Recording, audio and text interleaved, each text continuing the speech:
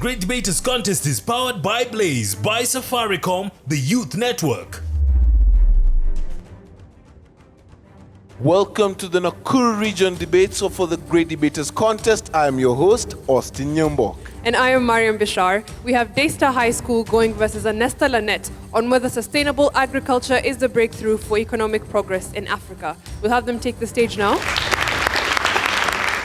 Proposal number 1, you have 3 minutes. I'm Peninevia Nadhiambo from Daystar Girls High School. I'm here to propose the motion, sustainable agriculture is the breakthrough to the growth of economy of Africa. Can someone please say thank you to Mr. Jame Rudolph for inventing the organic system of farming? And to my first point, let us talk of health. We always say, do we live to eat or eat to live? We actually eat to live. But what are we doing nowadays? What we are actually doing, we are eating to die. That is not what we are supposed to do.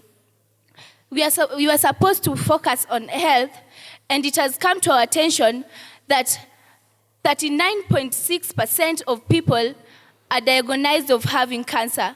This is caused by consuming of junk food, and HIV has become it has become now not a problem to the people of Africa.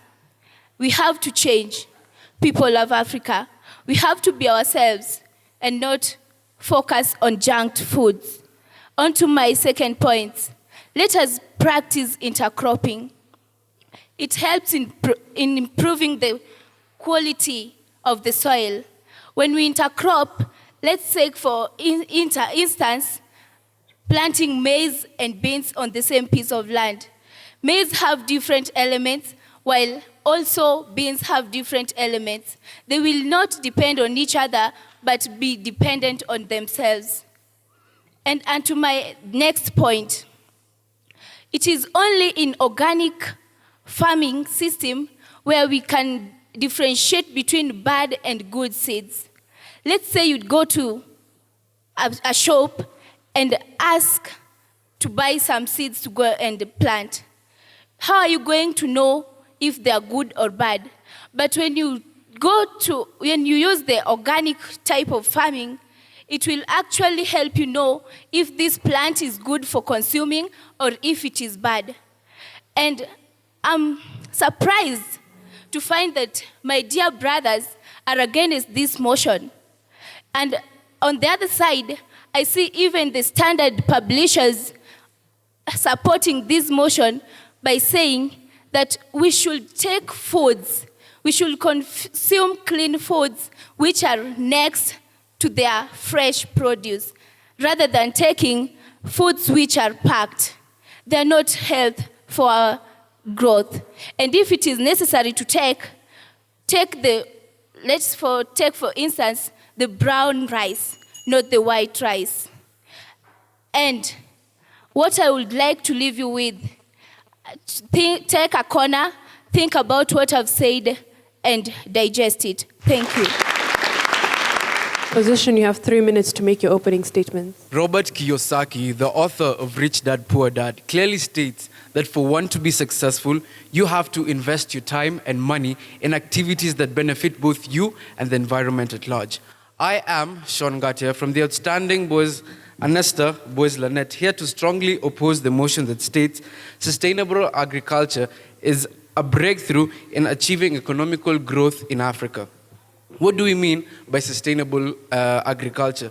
This implies that the agricultural goods and products produced in our country are able to sustain our country as an individual, and also we can have the surplus for exportation to other countries, leading to foreign exchange. And what do we mean by having a breakthrough in the economy? This implies that the amount of revenue we earn from agricultural products will help develop our country, and we can use the finance and to use in other schemes in our country so that our country may have a high economical growth both in Africa and in the continent at large. So, to my first point, we have primary goods and use of manufactured goods.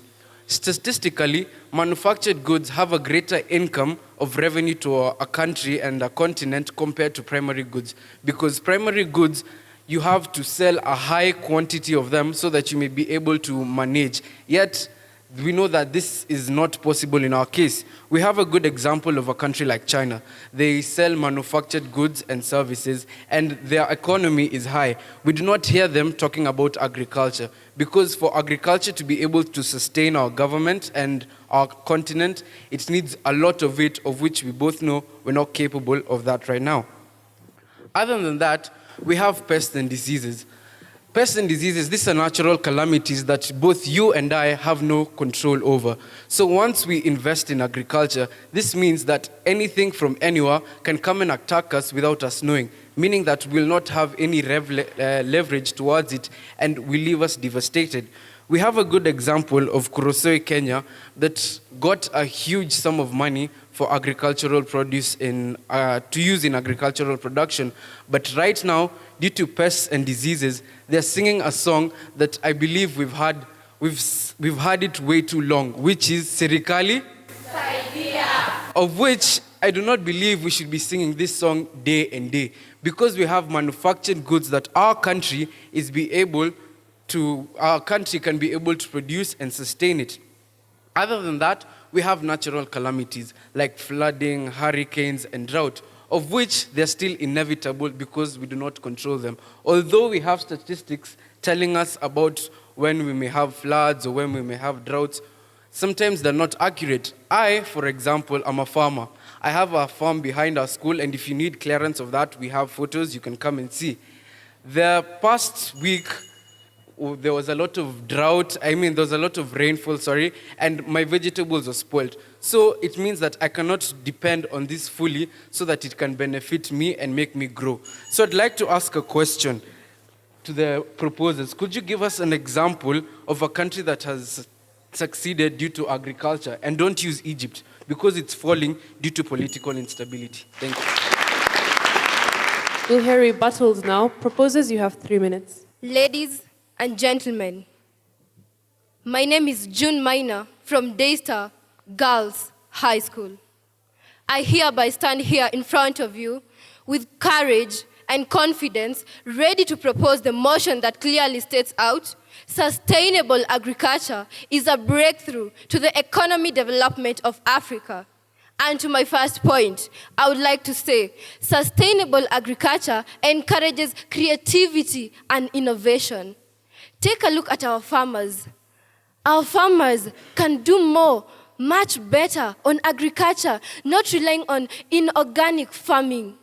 Look, we don't have to apply fertilizer so that we can improve the yields. No, we only have to focus on organic farming, get yields that can make our economy of Africa develop. And I would like to ask the question to the men. Do you know the goal number 3 of sustainable agriculture? No. For your information, let me just tell you, because it seems that you didn't research on that. It means good health and well-being.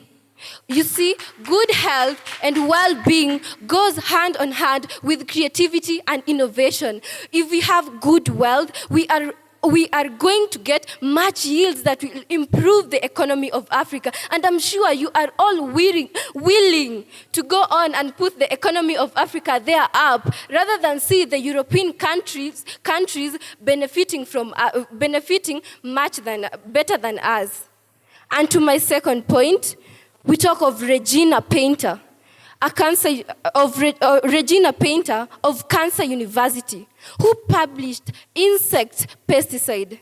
She published this because she knew that if we use much pesticides, this will make the organism get used to this pesticide, in that if we try to use them, they cannot even work it out because they are already resisting unto it. You see, if pests get resisting to this pesticide, will it work out? No, it won't. Pesticides become harmful to our crops and also human life. They are coming to a level that they cannot work. Look at our generation. My children, your children, our grandchildren, our great-grandchildren depend on us. I am the future. You started from it, and I copied from you because I was the youngest, and you are the oldest. So I copied from you to teach my grandchildren so that they could teach their great-grandchildren, so that we can benefit it. We can make agriculture proceed. Now tell me, if we use agriculture, who will? If we use inorganic farming, who will talk to our grandchildren? Of course, we need our grandchildren to live. So please, think about what I've just said. Thank you.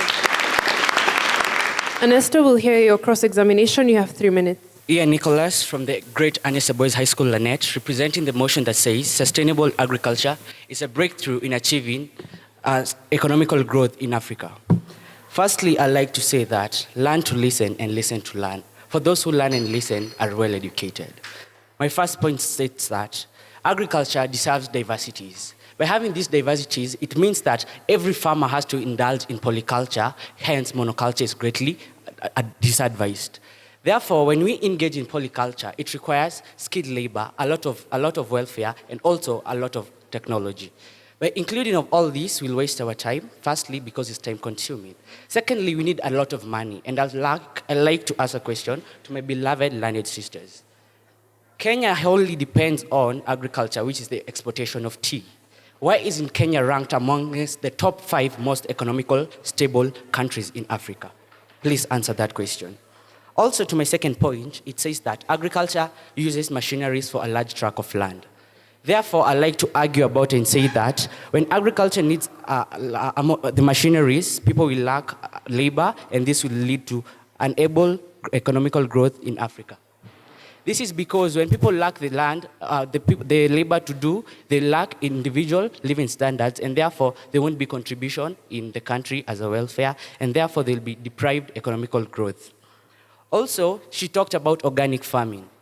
Let's supposedly say that the environment is spoiled and the soil are polluted. Therefore, the soil will be acidic and also need chemical fertilizers in order to return the soil into its normal original position. Therefore, when we implement these natural and chemical fertilizers, we see that we need otherwise methods, and therefore we'll also need to implement money. Therefore, most of us, we all know the level of poverty in Africa is very low. It's very high, pardon me. And that's why many peasants will not be able to have land to reclaim and do what they want to do and indulge in agriculture. In a nutshell, what I'm saying is this. We should all engage in diversities and throw all winds in a wind with a dare. Let's all venture into different things, for we know many things that we have a plan A and a plan B. I'm not discouraging against agriculture, but what I'm telling my sisters is we should venture into it, but also have diverse reasons and diverse things to do. Also, I have a point on it has a high initial cost. For agriculture, deserves a lot of things to be carried out. For example, we need to buy seeds. We need to apply labor into our farms in order for them to be worked on. Therefore, a poor peasant will not have the ability to implement all of this into his or her land. Therefore, all the peasants will not have to carry out agriculture. And therefore, let's say I have a minimal initial cost of 10,000 shillings, and I have a land about 5 acres. What will I do? I'll not venture into agriculture. Therefore, I'll use my 10,000 shillings to venture into another business, which I'm assured will give me a living and also feed my family back at home. Also, I'd like to conclude by saying that rich countries and rich companies wholly do not depend on agriculture. For example, Chris Kirubi, as we all know, does not have any farm, but we know he's ranked among the top 5 richest people in Africa. So use that as food for thought.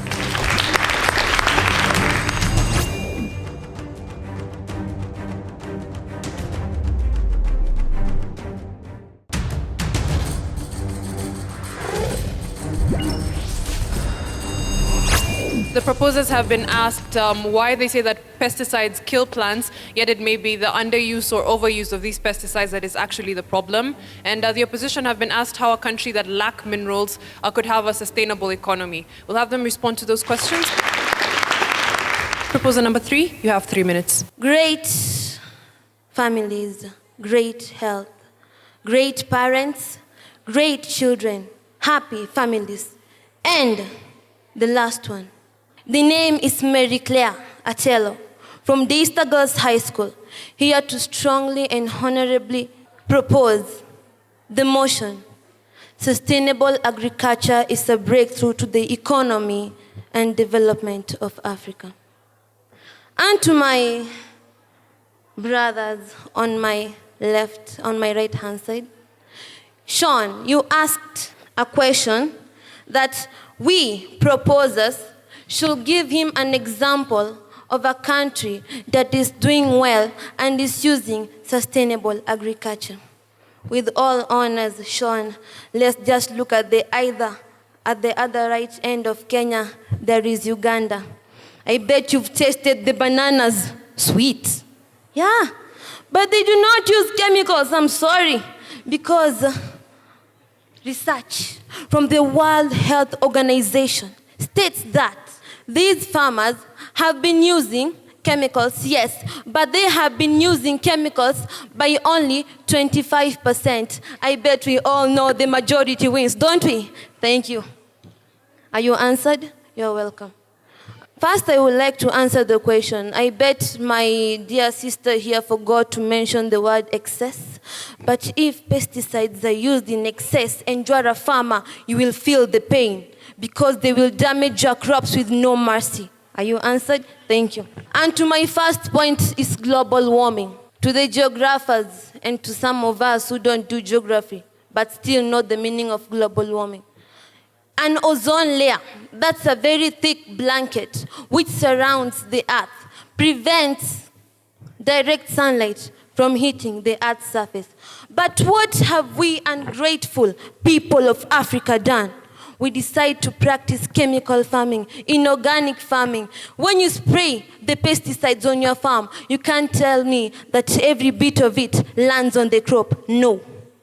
Some of them escape to the atmosphere, and this is some of the things that contribute to the tearing and wearing of the ozone layer. My friends, you will die at 45, and do you know what you will die with? Cancer. Now, I suggest all of you, try this. Be a farmer.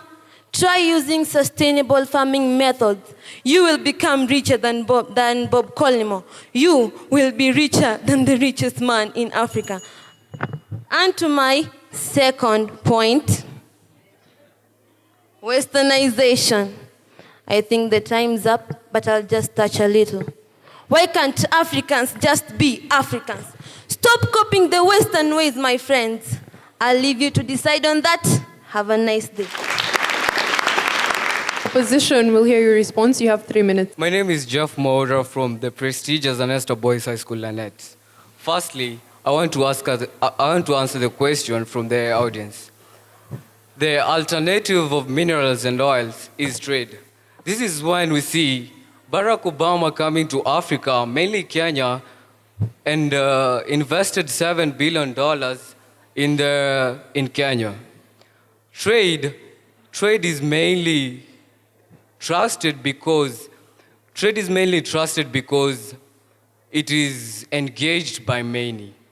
And to my first point, I would like to strongly oppose the motion that sustainable agriculture is the breakthrough to economic growth in Africa.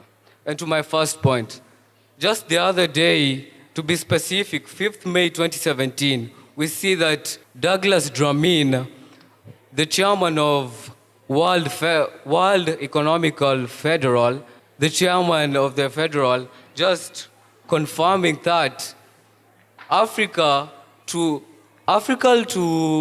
challenge the consequences that they must have to go hand in hand with the two economical powerhouses, which are Nigeria and South Africa.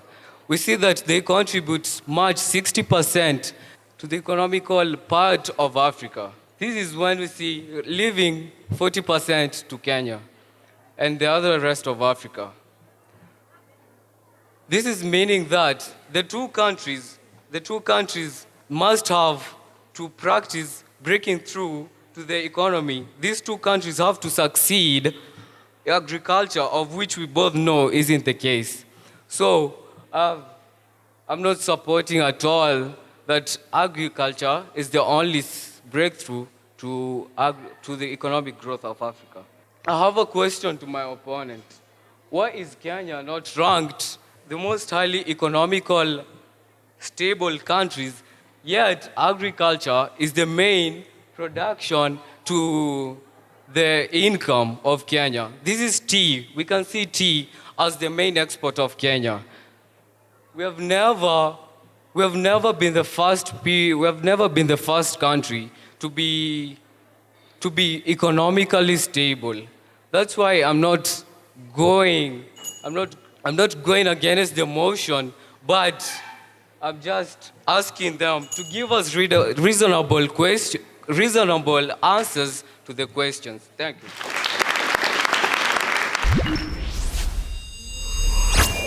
We'll hear closing submissions now. Ladies, you have a minute. Unfortunately, to my opponents, I'm back. Okay. To answer the question, you have told us that why is Kenya not ranked the most economical, agricultural, that one. I'm going to answer you. This is because Kenyans have unfortunately refused to practice the type of agriculture. Kenyans believe in artificial things. We do not want to practice sustainable agriculture. This is why most of the Ugandan parts of Kenya are covered by villages, which mostly of them practice farming. Can anyone compare the bananas of Uganda with the bananas of Kenya? No. That is why we are ranked maybe the middle ones, but not the first ones. And to my point, which I would like to finalize, whoever said, the way my opponents have said here, that pests and diseases can be controlled, not pests and diseases, soil fertility can be retained by use of chemicals, I really don't know, but that person should really go and see a psychiatrist because he is mentally disabled. Thank you.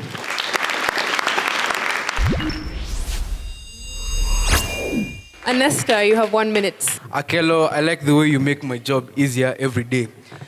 Can you show me where Uganda is as a country, even compared to Kenya, not to any other state, just to our own country? And you can see that, yes, it may have it, but it's taking it nowhere. Let's look at Nigeria, South Africa. Nigeria deals in oil, South Africa deals in minerals. We see these two countries hold 70% of the amount of revenue Africa as a continent has, meaning that agriculture is easily affected by other natural calamities, as a good case in Uganda, where they have political instability. So even for Africa as a nation to say that agriculture will be a breakthrough point, it means that these two powerhouses have to be practicing agricultural activities, of which we both know they are not. So, in the world we live in today, reality checks than dreams. So you can keep dreaming, but the reality is agriculture will not give us a breakthrough in our economy. Thank you.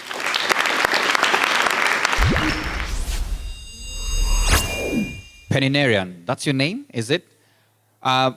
Well, I must admit that you started your team at a lower note, and it was quite hard, especially for the second speaker to pick up, but at least the third one sort of didn't care and took it up the way she should be, which is quite good. Jane Minor, there's something called cross-examination, and that's your role as the second speaker. So whenever you come, you speak to weaken the points of your opponents. That tells us that you're listening. That did not happen. You only asked them a question. Mary Claire, I think you're one of a kind.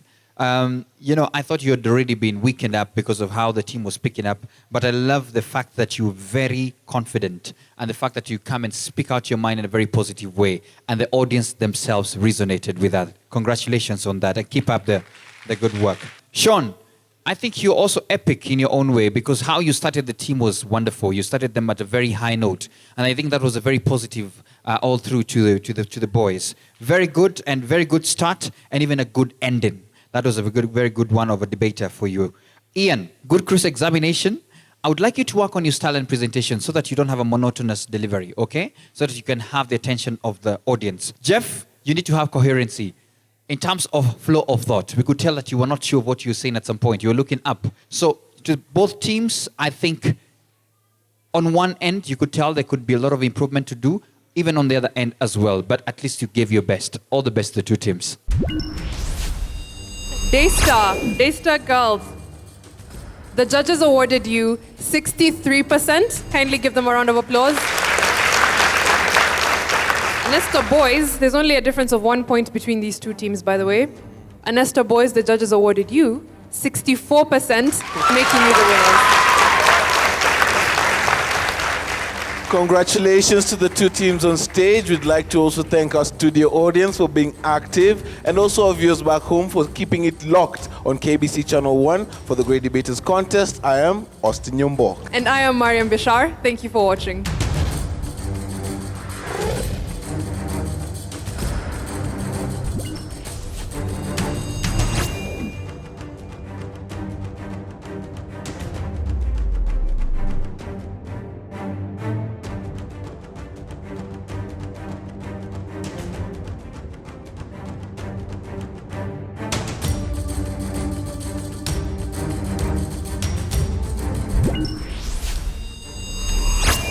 The Great Debaters Contest is powered by Blaze, by Safaricom, the Youth Network.